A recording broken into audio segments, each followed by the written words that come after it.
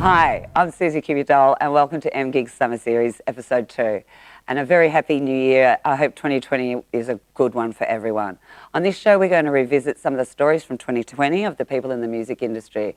This includes RocKwiz producer Bain Hogg, record producer and musician Michael Cristiano, drummer Quinlan, and the president of St Kilda Live Music, which just happens to be me. First up, let's talk to Jack Howard from Hunters and Collectors.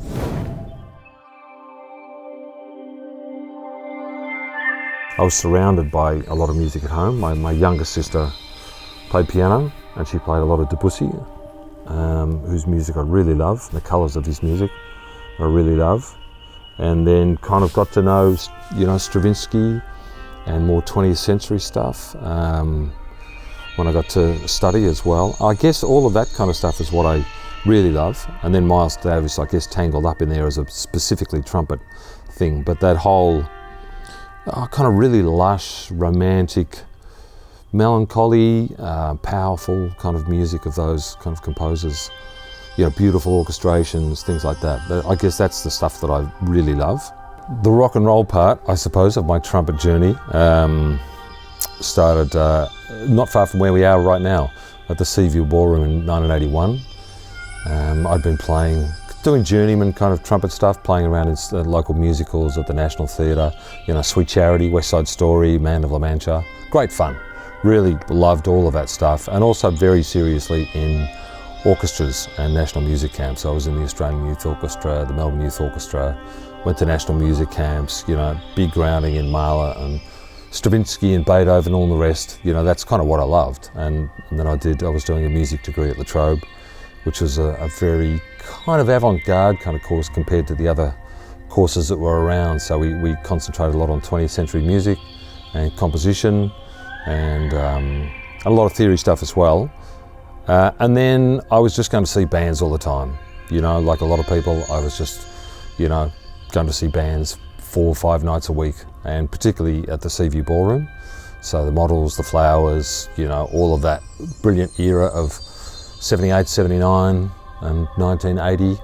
And I guess I just got the itch that I wanted to play in a band as well. I was a good trumpet player, but I was probably not the sort of elite Melbourne Symphony Orchestra level. So I was playing and I was studying, but with no firm plan, probably teaching, if anything. I would have done a dip ed and just probably got into that. That's what my dad did, and that's what one of my sisters ended up doing, teaching. But managed to take this, brilliant left turn at Albuquerque. When I was going all of that, going to see band history, I finally went and saw Hunters, who I'd heard all about when I was away at a classical music weekend in Adelaide. And I came back and my friend Mark Birchett told me all about this new band on the scene, Hunters and Collectors. Went and saw them at the Oxford, went and kind of spruiked myself a bit if you ever needed a trumpet player, and eventually I turned up at the Seaview Ballroom in August '81 and they were supporting The Cure. And I kind of had one song to play, and I tracked down Bryce Perrin, who was in a band called Equal Local, who was kind of one of the horn players at the time, and he showed me what to play and I jumped up and played and kind of never looked back really. From there I kind of started organising, writing horn lines and doing arranging. I kind of got other horn players that I'd played in the orchestras with, particularly Jeremy Smith and Michael Waters, who ended up being the long time, Hunters members as well.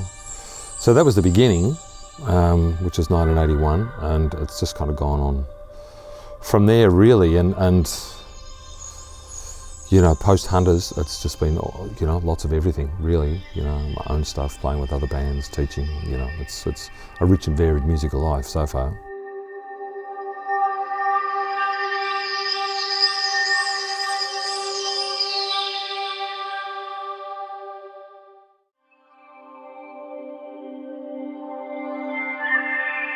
It's one of the first set of shows for Channel 31 back in 1995. I just got the idea it's one of those things where back in '94, Melbourne in 1994, you might recall that the schools were getting closed down, the pokies were coming up. I was teaching in schools at the time and there was just lots of cuts budgetary cuts and everything, with schools being, you know, a pretty dire time. We're coming out of a recession, sort of still in it. And then I was just watching TV one day, flicking through as you do, and there's this, what's this, Channel 31, you know? And then the light bulb went off, and how about I do a cooking show, you know, for musicians, basically. And it ended up being interviews. I got 6 episodes. You can do 6. And I went down to Yarra Access TV at the time. All that, they were called Rat TV then, River Access or whatever it was. They changed it to Yarra Access, out of City of Yarra and all that. And it's just gone on from there. So the first bunch of years, I just was going off to gigs and interviewing and doing things like that, putting it on the show. And then basically around about 1999, Channel 31 nearly fell over because they lost the harness racing to Sky TV. So all our funding was going. So we were putting on telethons, and Rove McManus was, you know, doing his thing, and, you know, all that sort of stuff. And I went in one day to edit the show. This is what we were talking about before, going into RMIT and editing and all that. And the editing machine was broken, so I didn't have a show to put to air on Monday. And the only way I could do it was to do it live to camera with no breaks. Because as soon as you break a time code, technically speaking, if you do a time code, break a time code, that's where everything freezes, sort of thing. So I just did a live drum show to camera. Here's a paradiddle, here's this, here's a rock beat. And it took off. And so it turned into that. And just recently, so that was throughout the 2000s. We were talking about the general manager, Greg D, at the time. He revitalised the station. You know, it was really a golden time, sort of thing. It was like Brave New World stuff. It was fantastic stuff. Things like No Limits and things like that, and, you know, things for disabled and, you know, special needs, and all sorts of things was going on there. But it started out with just friends and colleagues and people that I'd already played with. And one of the first breaks I got was with the dear departed Alan Zavod, who's very, very famous keyboard player, Melbourne born and bred. And he and I went back to about 1981, and I was doing a lot of Frank Zappa music at the minute, and at that time I was in a band called the Zappa Instrumental, and it's just all the instrumental side of Frank Zappa's music. And he ended up playing with Frank Zappa, so that was a big break for the band, for him to come and guest. You know, that gave it a bit of street cred, if you wish. But as soon as I had him on the show, and we did a 2-parter with him in his studio at his home, beautiful big grand piano, and just went through all his stuff, you know, and no questions were off the table. It got quite tricky with the scales, and we got right in there with, you know, the actual nitty gritty of, is that a Mixolydian mode, and all that sort of stuff, so all the really fancy stuff. And that was my first break. So after that, who have you had on the show? Well, I've had Alan Zavod. Oh, when do you want me on? You know, that kind. And it just went from there. So from Alan Zavod, then it was people like Terry Bozzio, very famous drummer. And then one of my heroes was Billy Cobham. And these are the international people, but by once I was able to sort of do that bit by bit, and nothing would go to air without their permission, so there wasn't any gotcha or grab your moments or anything like that. It was just like, is that okay? The sound could be a bit better. Come on, you know, that kind of thing. I need a bit of cash for that. So I basically, the bands and freelancing, I do a lot of freelance stuff or sessions and stuff. I did a session earlier in the year with Marcus Sastamoinen, who's a chap who, wonderful gent. We call ourselves the Debonair Gents, DJENTS, chunk chunk chunk. And but he's part of In Excessive and has a band called, or had a band called Degrees of Separation and all that. So I did a session for him at the start with Reggie Bowman at Reggie Bowman's studio, who's part of, he's involved with Southern Sons and bands like that. So just doing that. One thing I suppose I can say, I get asked to do these things in a few different places, especially the choir for the school of the rock choir is what it was called last year, because I just got handed a chart. You know, I know how to read music, so that's a bit of a bugbear of mine. It's like that gets you. That's if you're going to ask me how I can still survive as a full-time musician, reading.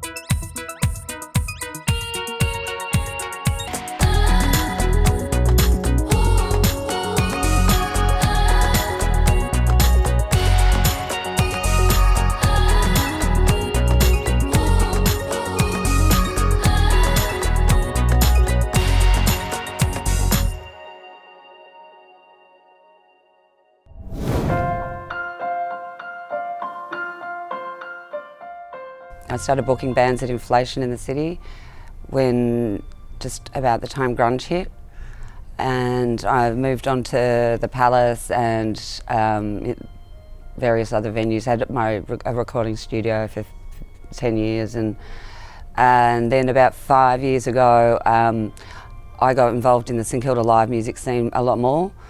We were struggling with the Palais closed and the SB closing down. It just got quieter and quieter, and I saw a great need for, you know, a champion for live music. So I put my hand up, and I've been doing it since. So before those two main venues were closed down, gone through the resurgence and seen the wonderful uplifting in the area, and then bang, now I'm kind of back to square one. The absolute joy that it brings to me. I'm not musical per se, but I'm a very good organiser, and this is my way of thanking the people that give me great joy in life, is by helping them create gigs, because not every musician is adept at organisation per se. They're really good at playing their songs, but I'm good at organising their gigs, so it's a mutual friendship. It's just networking, it's just work. You know, I've just consistently worked and built up friendships and relationships that these people are now my family, and I've done that by always, there's, you know, important rules to me in the music industry that I saw were being neglected right from day one, and that's bands being paid properly and being looked after, and also, you know, making sure that they get a feed and other things, just treated as an artist should be treated. As a lot of bands are treated as second-class citizens by venues. So I always, I make them feel like the talent and the star, because they are. Yeah, I have a long list of bands from the top of the industry down to the newcomers. I know a lot of musicians who have, you know, they rely solely on their live music income, and they've lost, you know, thousands and thousands of dollars, and they've fallen through the cracks with the government schemes, because a lot of them are sole sort of contractors, and so and there's a lot of boxes you have to tick. You know, you have to have an ABN for 5 years and all this stuff that. So a lot of production and band people simply haven't seen any money. I know 2 people off the top of my head personally who have not seen 1 cent for 3 months. I think they're trying. They are giving out handouts, and they see announcements of money and support for different industries. But for a musician to access that money, they've got to have a good understanding of, you know, the internet and the complexities of bureaucracy, and have all the documents they need. So it's not, and they can't just go into an office and see someone and say, here I am and here's my paperwork. They've got to, there's a whole process that, you know, they might need an accountant to help them, you know, get over the line. It's a daunting thing, and when you're not, you know, you're in isolation, you've never had to do this before, and you don't have the skill set, and you're not really sure where the resources or how to access that funding or when that funding comes through. So it's, yeah, it's been an overwhelming situation. You know, they sort of get to, you know, 4/5 down the way of the path, and then I can't tick that box, I'm not suitable for that. So they miss out. Not only is the economy suffered greatly, it's the mental health of not only the musicians but the community. I think, you know, going to a live music performance to me is like going to church. I go with my friends, or I put on this show, and I stand back and I look at how much people are having fun. They're singing songs along together. The band, that's our, you know, that's their identity. So the mental health of musicians is being greatly suffered. There's been, you know, some musicians I know, you know, play gigs 5 nights a week, nothing for 3 months. They're not even allowed out their home, and that's a really great concern as well. So I've been, yeah, very aware of going forward, not just the economy but the mental health, and, you know, innovative ways for artists to be able to perform and still get feedback. The streaming's been going good, but it still doesn't provide that kinship of spirit that we all know and love from live music.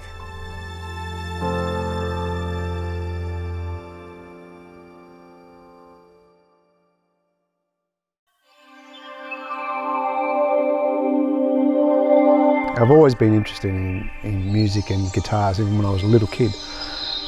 There was my dad, who's gone now, but my dad had a great tenor voice.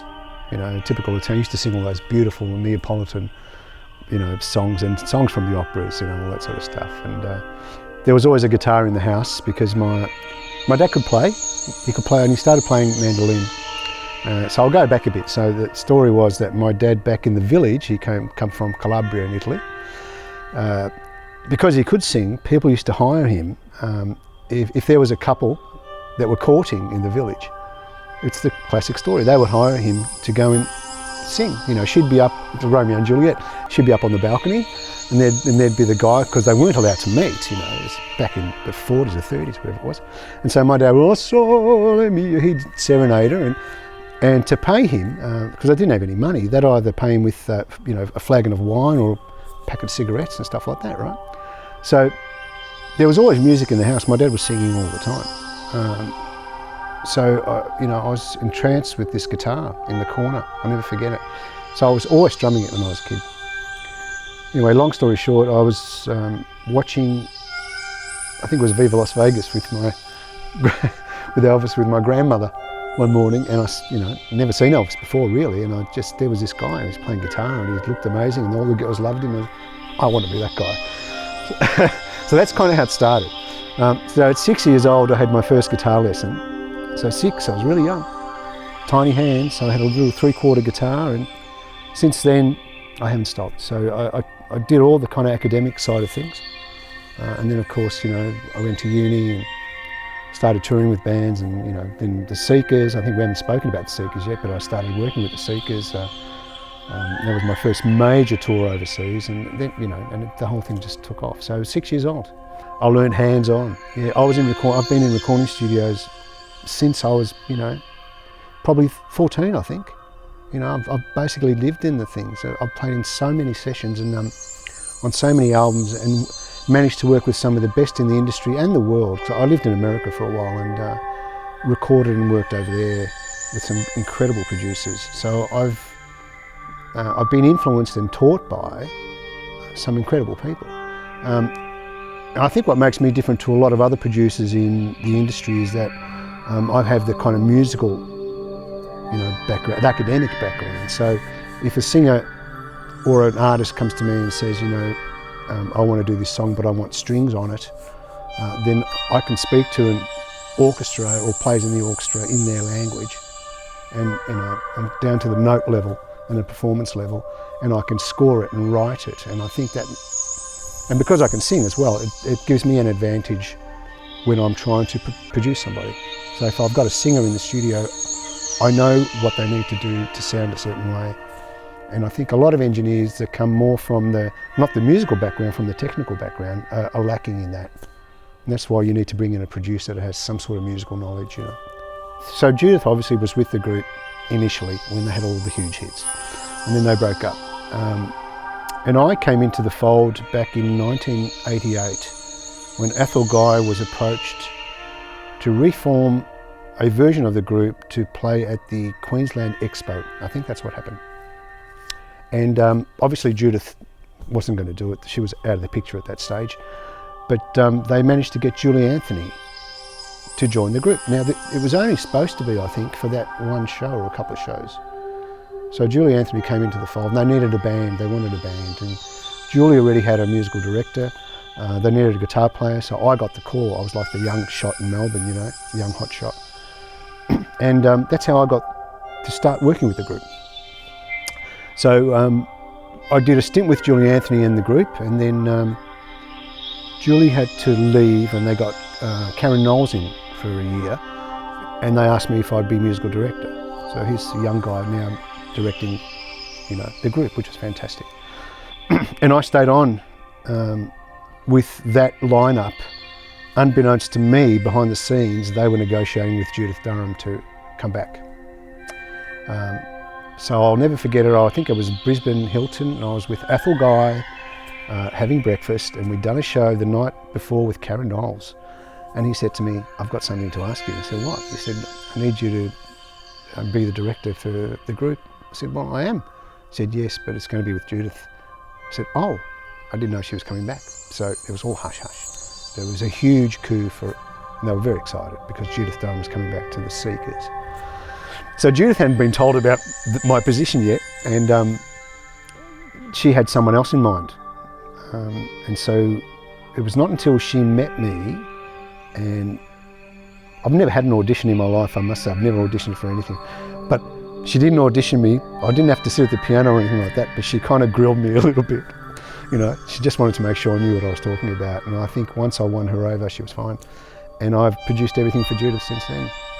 So yes, it was very important for her and the group that whoever was going to be directing, and I kind of did direct their musical kind of journey a little bit. I really did, and they trusted me to do that. They needed someone that had the musical knowledge, because Judith is a great musician and she really knows her stuff. So she needed someone that could speak to her at that level. And I could do that, so I think that was good.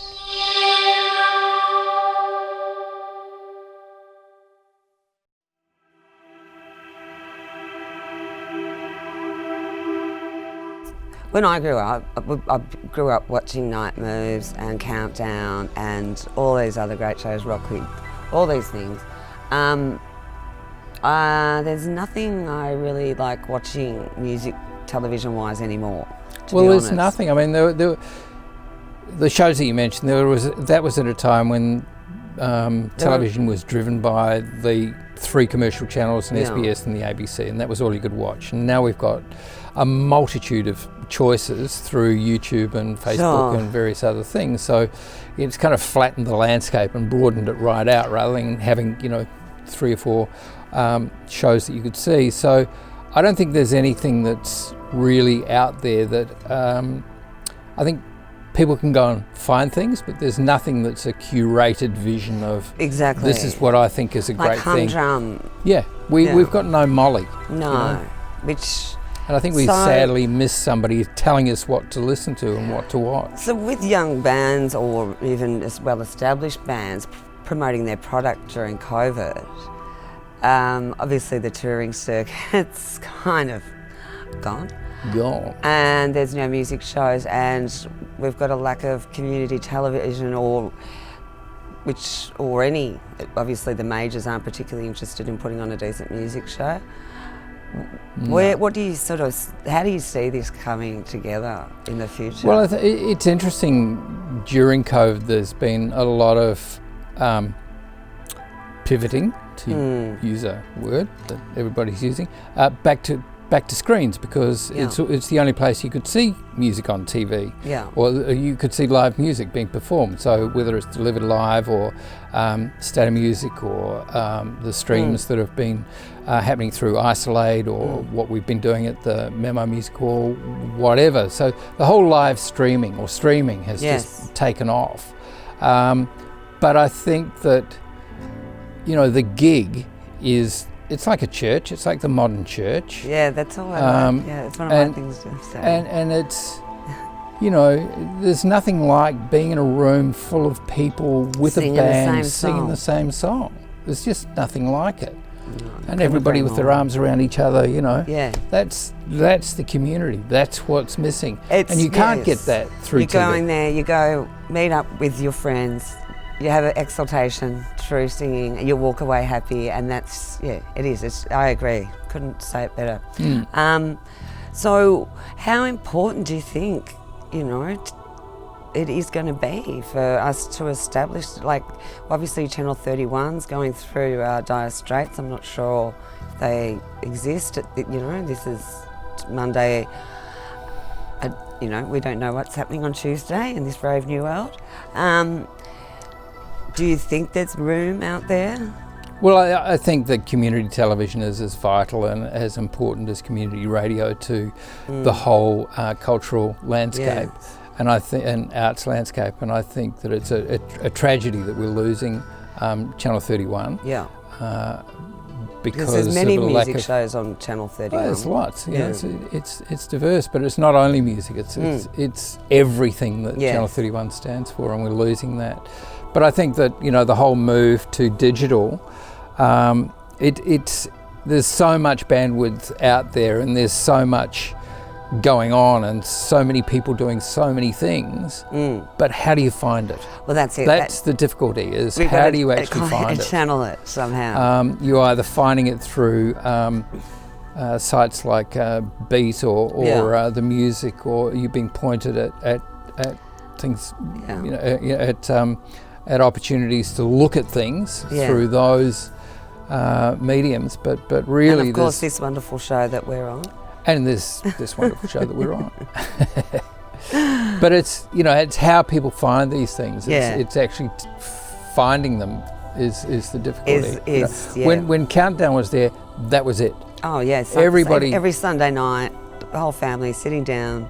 It's the only night of the week we didn't have to sit around the dining table. We were allowed to sit in front of the TV. Well, I'm sure there are still families out there sitting down in front of the TV at 6 o'clock on a Friday night waiting for it to come on. Oh, thank you so much, Peter. Pleasure.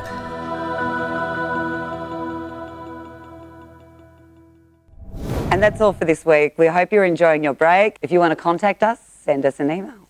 Thanks for watching. See you next time.